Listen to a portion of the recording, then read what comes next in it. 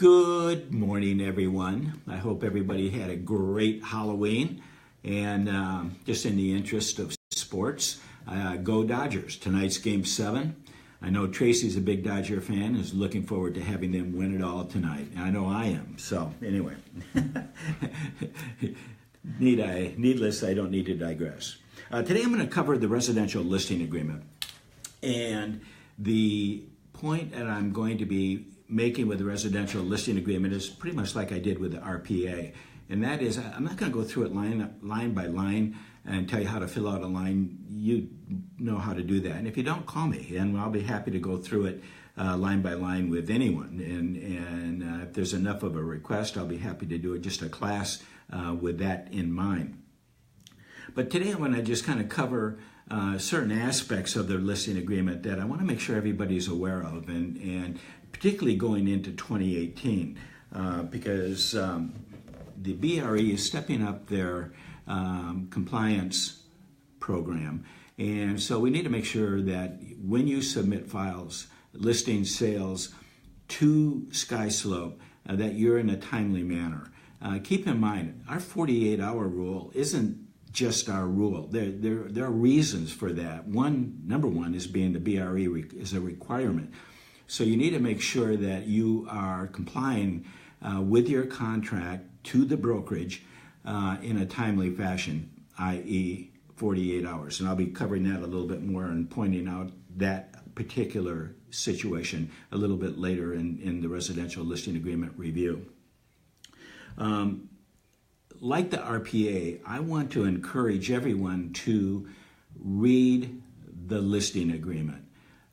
Just take it one time a week, read it in its entirety.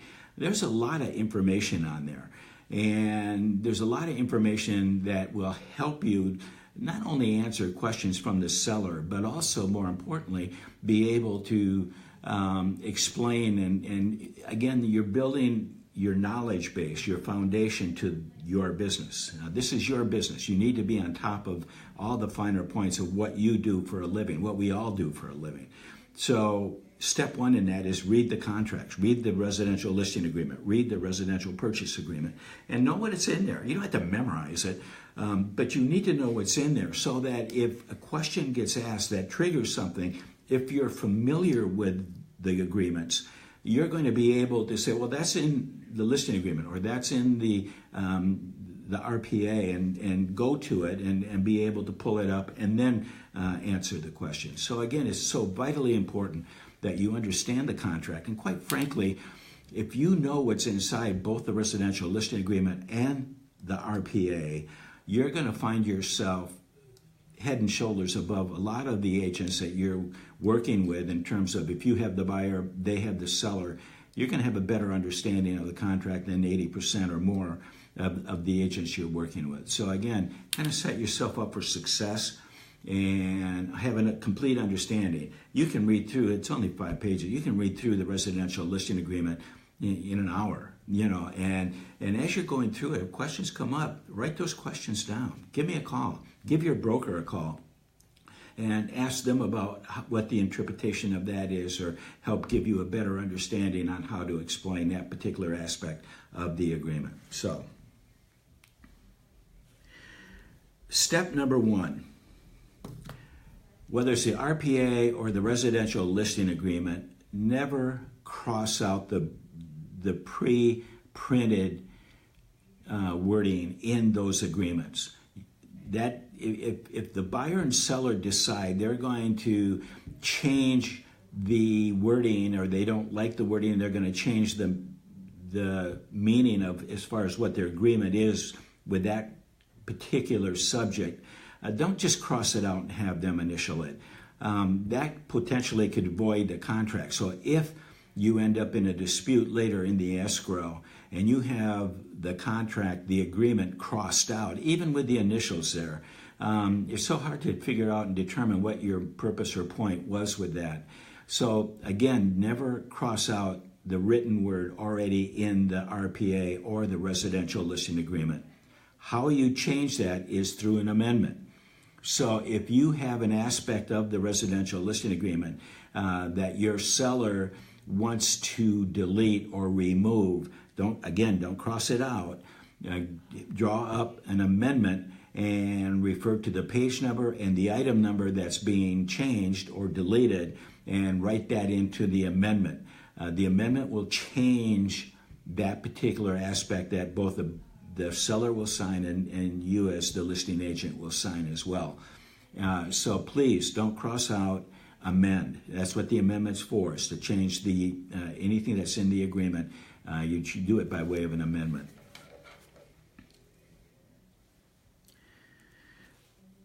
Fully complete and execute the residential listing agreement.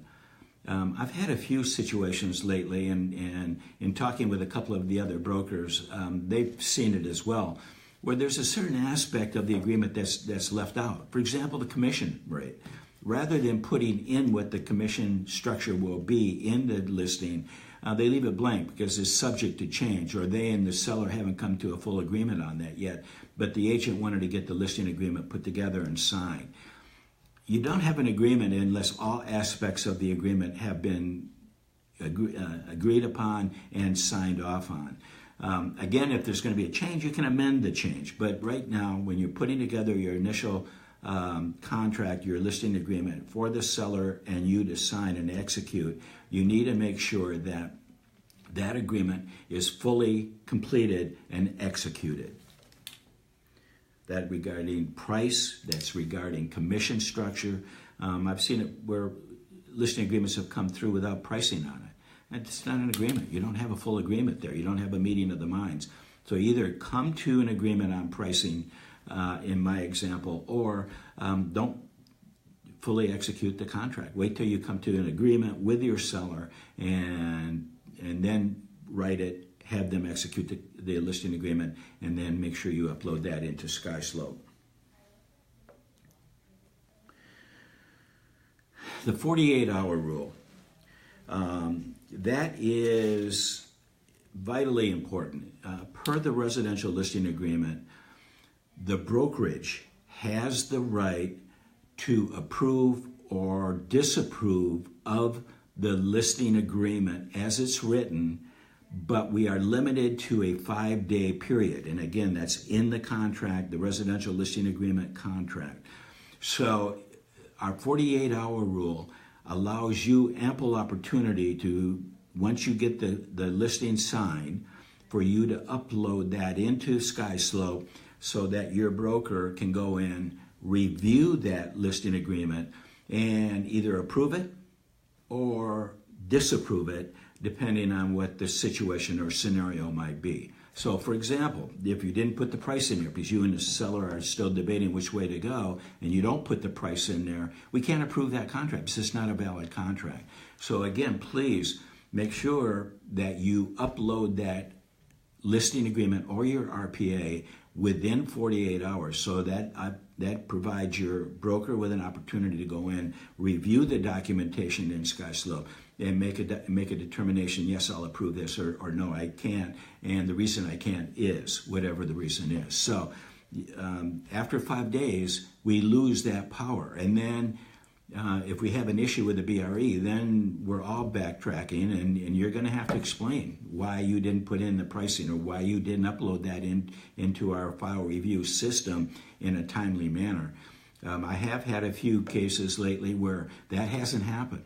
Both happen to be with sales, not with the listing, but still, if you don't have that in within the 48 hours, you're jeopardizing the sale potentially. You're jeopardizing yourself with respect to your license and compliance issues, both with the brokerage as well as with the BRE.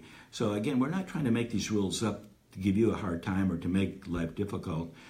We are trying to make sure we're all compliant. You know, we all operate under the same rules, and it's important for us as the brokerage to make sure you follow the proper procedure so we can follow the proper procedure.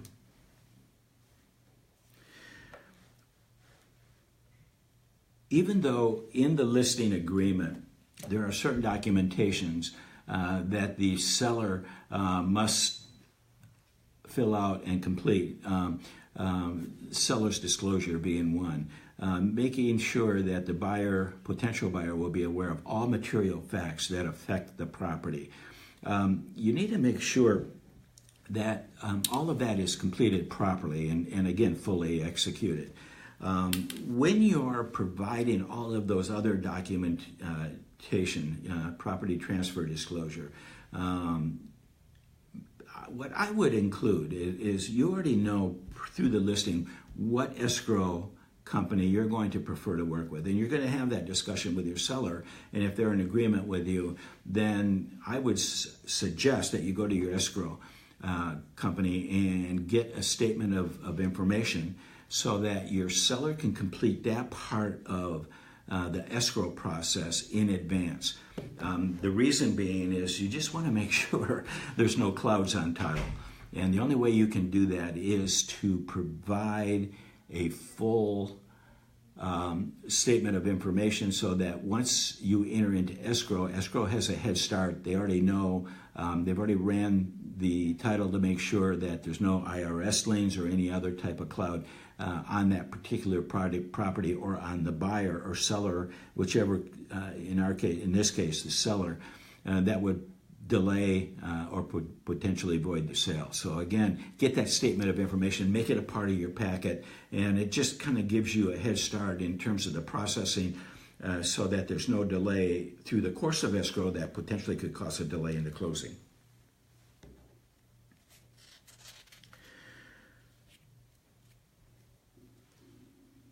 Going to the residential listing agreement, you want to make sure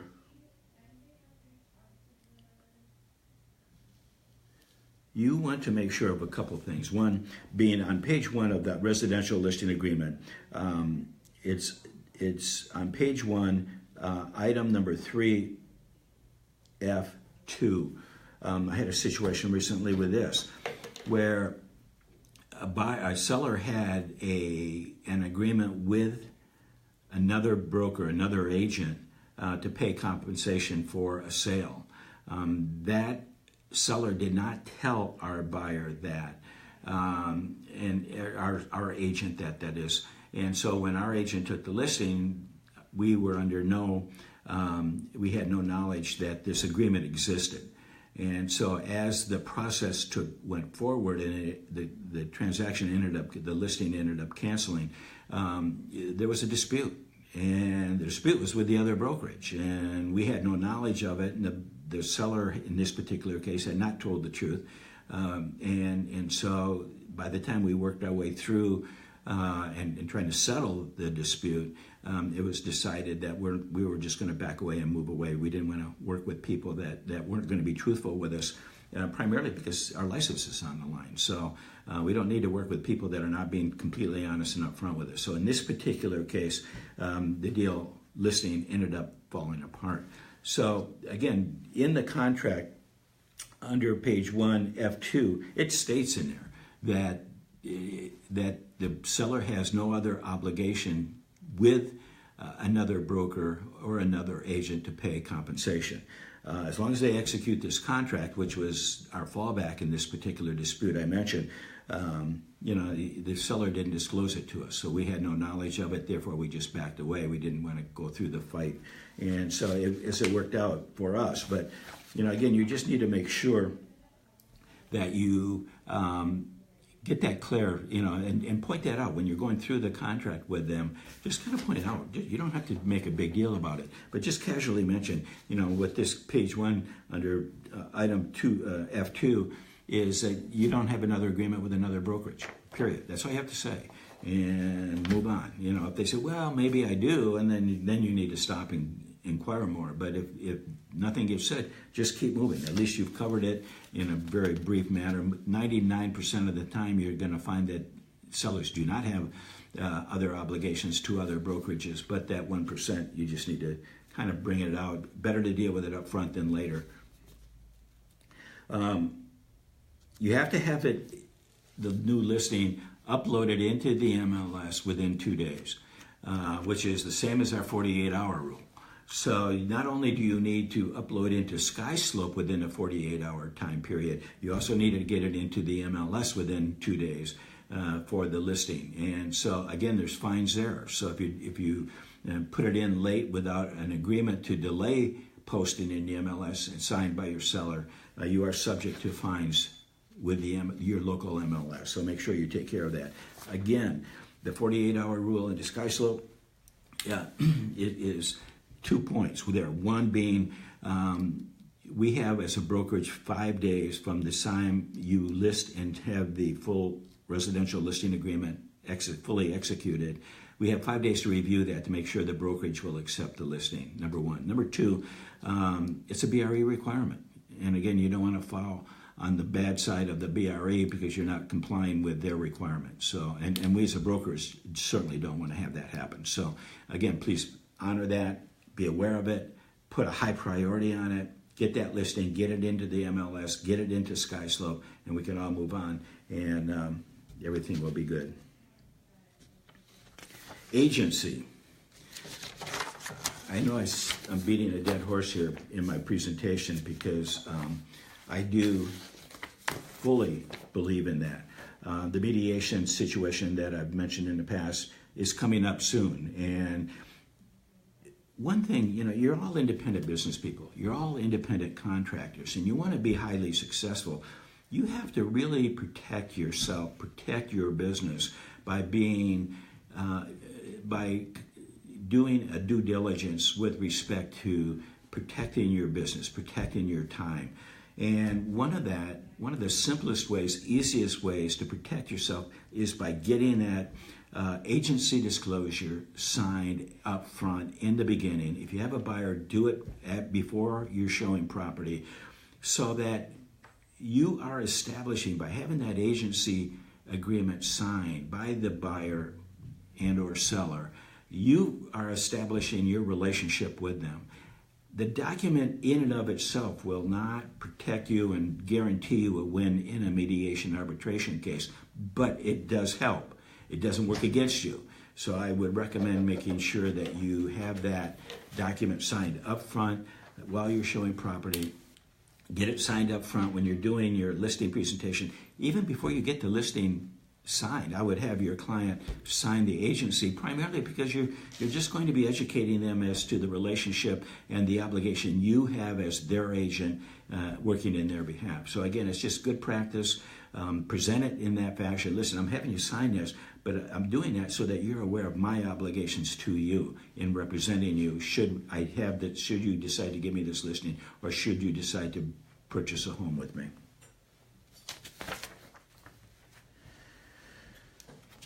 Again, I want to talk about on page, what page am I on here? Page 4, item number 17, management approval. Again, we have, per this residential listing agreement, 5 days, the broker, to approve your listing. If there's an element or an item within the listing agreement that you and the seller have come up with that's not agreeable to the brokerage, we have to not approve this contract within 5 days. If you do not upload that into SkySlope until after the 5th day, then we're stuck with it. And if you have put something in there that would be against BRE guidelines, then we have to answer to that. And if you're putting it into the SkySlope after the 5 days, then you're going to have to answer to that as to why you delayed and why you didn't put it in. So again, this is just good business practices. That's all this presentation that I do every month is about. It's just making sure that you're in compliance. We want you on the good side of the BRE. The BRE wants you on the good side of them. And we just want to make sure that we're doing everything proper.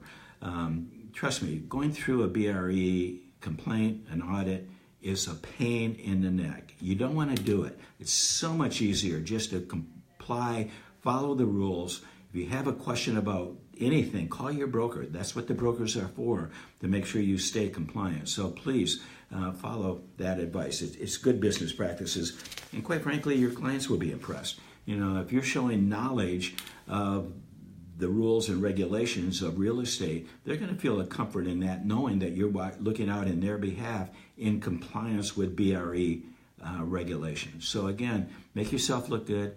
Get that good reputation going so you'll get repeat business. And by keeping yourself compliant, you'll sleep much better at night than if you're worried about if something's going to pop up and bite you or not. So again, please keep compliant. Fully executed. Make sure you get everything fully executed throughout the contract, initials. Again, if you're going to change anything in the contract, don't cross out. Make sure you amend it with a separate document, the amendment, changing out whatever you wish to change out between you and the seller. That'll be reviewed by your broker when the broker does file review. So if there's an issue with it, we'll talk about it. But by and large, you just need to make sure you're compliant with everything.